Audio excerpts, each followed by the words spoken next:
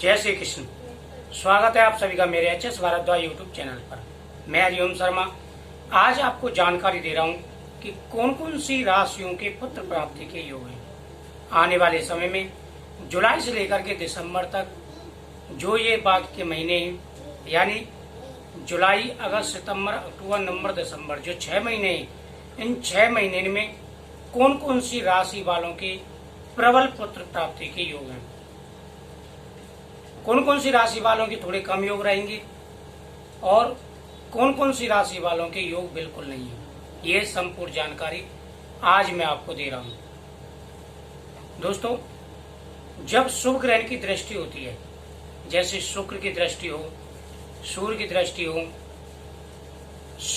गुरु की दृष्टि हो, मंगल की दृष्टि हो, तो इनकी शुभ दृष्टियों के द्वारा पुत्र की प्राप्ति होती है। ये हमारे राशि पर जब शुभ दृष्टियां डालते हैं तो पुत्र प्राप्ति के प्रबल योग बन जाते हैं।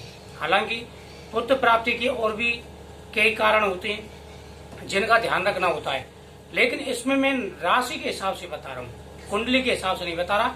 लग्न के हिसाब से, राशि के हिसाब से आप अंदाज लगा सकते हैं आपकी ये राशि है तो आपके योग है। सबसे पहले बात करते हैं वृषभ राशि की। वृषभ राशि के पुत्र प्राप्ति के पूरे योग चल रहे हैं। आने वाले समय में वृषभ राशि वालों को पुत्र की ही प्राप्ति होगी। हम जो राशियों के हिसाब से बताते हैं ये आंकड़े होते हैं, बाकी तो ईश्वर के हाथ में होता है, लेकिन कुछ चीजें ऐसी होती है जिनको ध्यान रखना होता है। जैसे आपने कंसे का समय कौन सा निर्धारित किया है, तिथियों का ध्यान रखा है कि नहीं रखा, दिन का ध्यान रखा है कि नहीं रखा, इन सारी चीजों पर भी डिपेंड करता है। और राशियों का योग अच्छा है और आपने भी ध्यान रखा है, यानी कंसेप्ट धारण करते समय इन चीजों का ध्यान रखा है, तो भगवान की कृपा से पुत्र प्राप्ति के पूरे योग बन जाते हैं। दूसरी जो राशि है वह धनुराशि। धनुराशि के पुत्र प्राप्ति के योग चल रहे हैं। आने वाले समय में धनुराशि वालों को पुत्र की प्राप्ति होगी।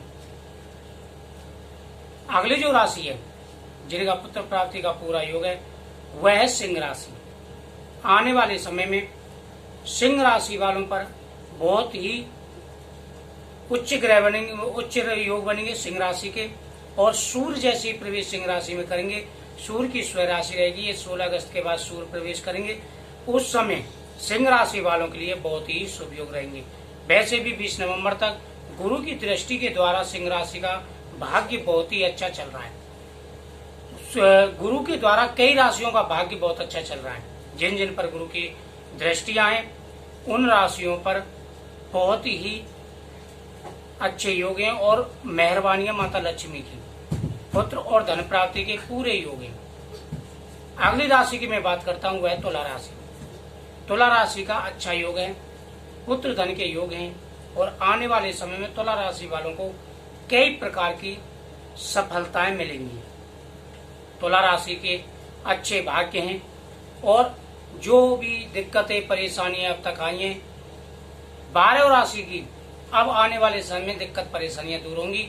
लेकिन एक चीज का ध्यान रखना है कि 20 नवंबर से लेकर के 4 अप्रैल तक बहुत बड़ा फिर दोबारा से ऐसा योग आएगा जो मुसीबतें खड़ी करेगा, तो उस समय आपको बहुत संभल के रहना है।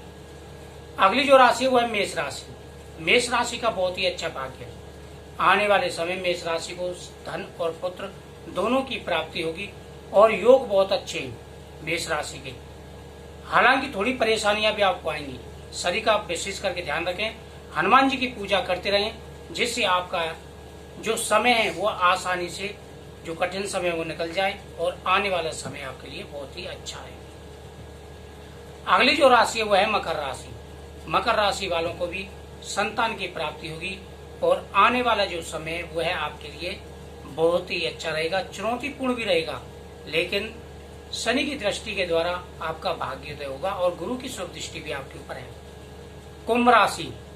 कुंभ राशि का समय बहुत अच्छा चल रहा है और कुंभ राशि का समय 18 मई के बाद में बहुत ही अच्छा हो गया था, लेकिन जो मेन समय बदला था वह बदला था 18 जून के बाद, और 18 जून से ही कुंभ राशि का समय बहुत ही अच्छा चल रहा है।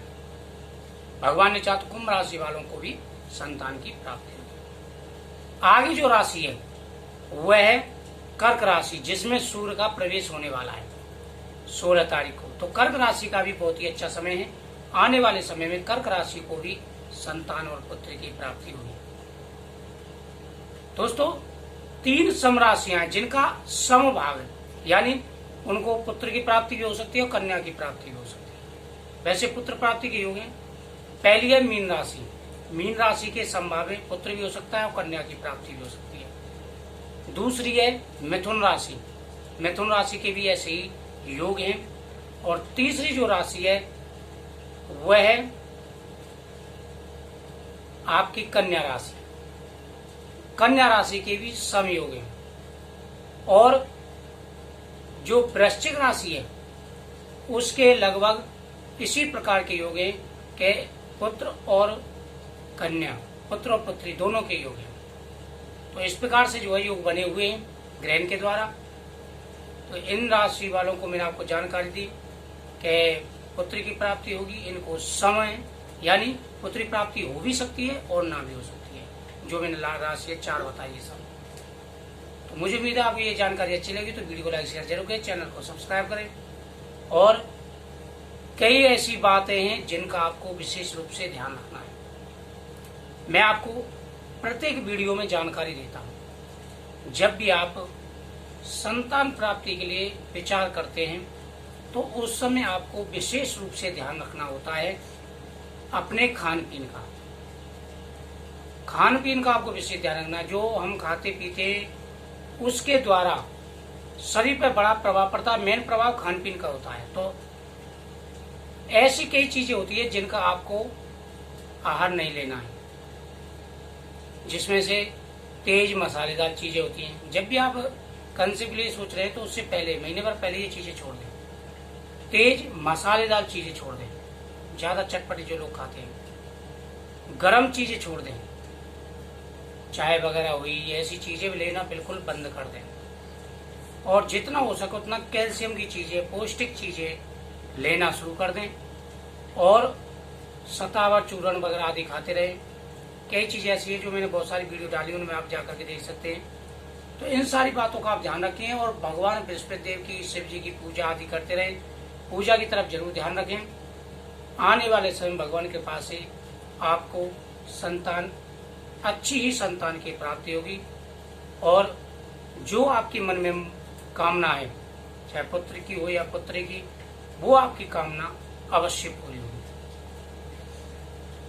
तो दोस्तों, ये थी जानकारी जो मैं आपको दी। आने वाले समय आपको और प्रत्येक एक चीज की जानकारी मिलती रहेगी। तो उसके लिए आप चैनल को सब्सक्राइब करके बगल में बेल आइकन बटन को प्रेस जरूर करें।